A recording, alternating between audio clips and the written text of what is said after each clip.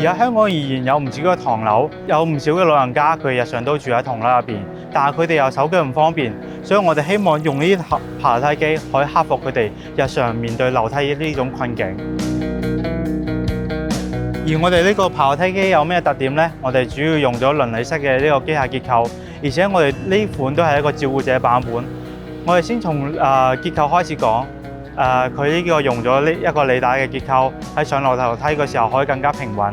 第二方面嘅話，佢喺平路上可以用照顧者喺平路上推佢行走，呢個可以克服喺度平路一個障礙。佢哋相比於一啲傳統嘅爬樓梯機，佢哋係更加安全，而且唔需要照顧者佢哋擔心上落樓梯時候會跣落嚟啊，或者有啲崎嶇嘅情況下，佢哋克服唔到。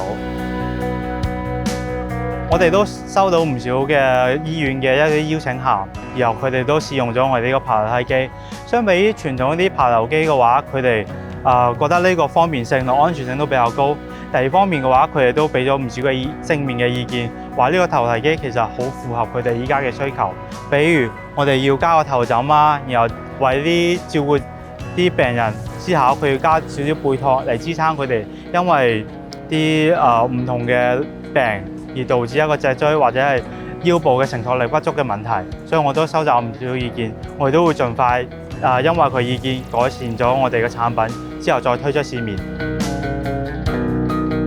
城市創科大挑戰主要係喺兩方面可以支持到我哋完善呢個產品。第一方面資金，第二方面係邀請到唔少嘅非牟利機構，令我哋呢個爬樓機從一個用戶版本切換到一個照顧者版本，完善咗成個用戶嘅體驗。下一步嘅規劃嘅話，我哋會完善我哋嘅產品，提升呢個用戶嘅體驗，最後惠及社會唔同嘅階層。